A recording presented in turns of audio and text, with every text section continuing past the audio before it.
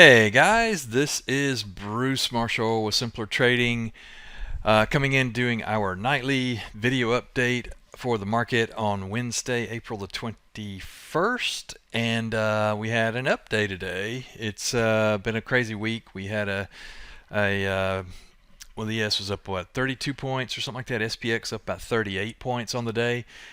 Pretty strong day, as you can see here. We came out of the gate here after overnight chop, chop, chop, kind of lower.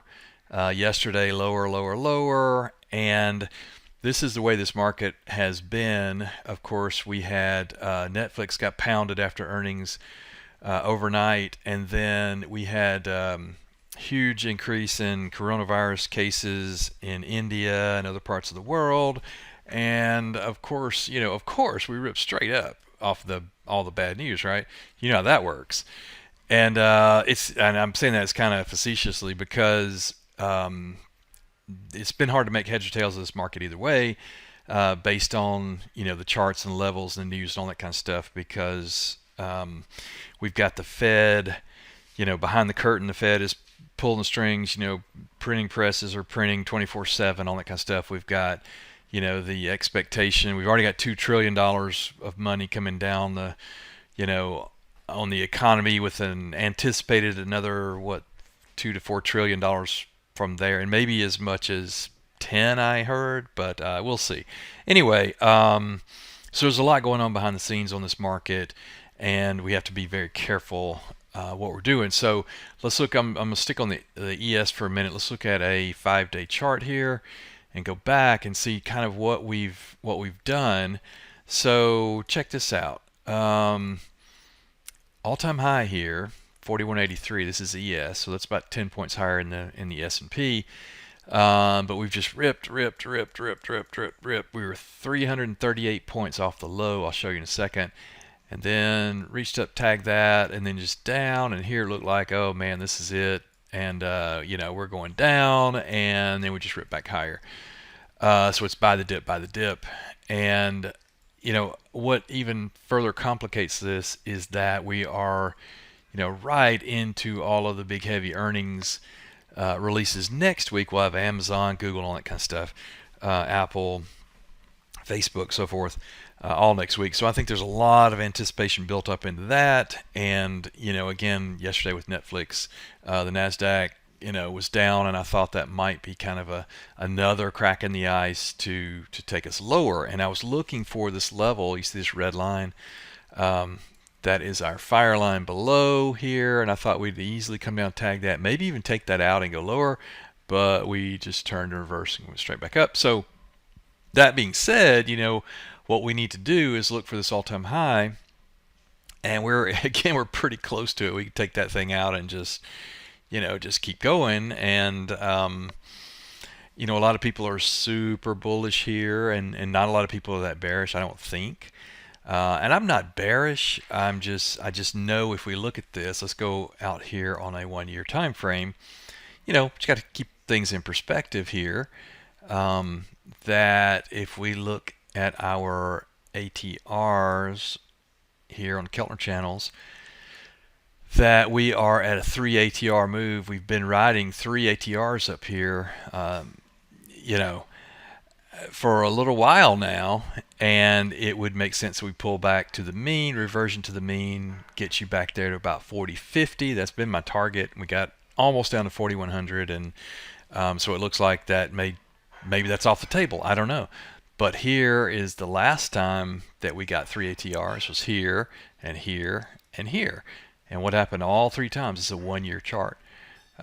Slam back down, slam back down, slam back down, all 3 times. Now these others, that's a 2 ATR here. And ATR means average true range, if you don't know that. And that just means we're getting further away from the average price, right?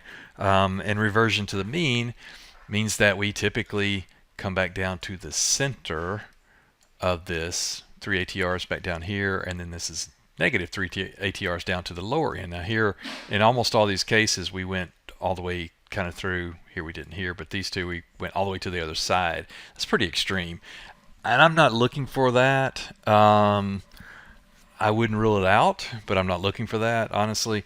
And the main reason is because we got earnings coming up, and everybody is all, bulled up about Amazon, Google, and everybody crushing earnings and all that kind of stuff, right? We've had a lot of hype in the financial media about this is going to be the best quarter in decades, and blah blah blah, coming out of the pandemic and all that kind of stuff, and it probably will. Even if we knew, literally, if we knew the numbers that, say, Amazon or Google was going to report, we wouldn't know how the market's going to anticipate that, and we wouldn't know what the conference call says, because they can crush it and then guide lower by, 2 pennies, and the stock gets crushed. Whatever. We know how that goes, right? So all that being said, if we look at this, the chart is still is still bullish. It's still an upward trend it has been, for a long, long time. But in any kind of trend, you do get reversion to the mean, and it's kind of in the bigger picture. It's the whole stair step up, and then the elevators down. And that's what happens here when you get the elevator down. So I've been saying this for a while. I've been bullish the whole way up. I've been bullish. People in our trading rooms are like, why are you bearish? And I'm like, I'm not bearish. I just don't want to buy it here. I'll buy it hand over fist on a pullback, but I'm just not crazy about getting all, starting new bullish positions here. Unless it's very, very, very selective, names. So, anyway, I guess the moral of the story is I'm kind of sitting on my hands waiting until this kind of plays out a little bit and we get some clarity as far as whether we're going to continue to go higher or this thing's going to come back a little bit. And here are our voodoo lines, just kind of broad terms here. Here's the voodoo line up there, 43.71. Are we going to go there, or are we going to come down here to this? That's a snow line, or this snow line for 39.34. And that's a big range. And again, normally, we trend higher, but we trend higher with, this kind of stair step action, which means that we, likely kind of do that. So I don't know. We'll see. I wish I had a trade for you guys, but I don't. I've got a couple of S&P trades on, and I'm considering putting I had a bullish rut trade, and I took it off last week on a big bounce, and I was going to put it back on this morning, and I just fiddled around, didn't do it. And we had a big day in the rut. I think the rut actually looks better, for the upside here to me. But really, I'm kind of more sitting on my hands and waiting and watching to try to get a little more clarity than anything else. So for now, that's what I've got, and we'll see if this thing breaks higher or lower over the next week. The next week can be critical by not by this time next week. By the end of next week, we'll see something, and perhaps we see 4,300, 4,350, 4,400. Just pick a number, just as high as we want to go, right? With all this money coming in, possible. No idea, and I don't know how to play that until we get up right to that point next week with the big earnings coming out Tuesday, Wednesday, Thursday next week.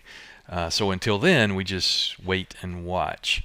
So that's what I've got for us today. I'm on pause mode right now and waiting until next week. So we'll see what happens. So thanks for the time, and I will talk to you guys soon. Take care. Without simpler trading, I could not have financial independence. This is one of the best investments I ever made in my life. It's helping me find consistency. It's one of the things that won me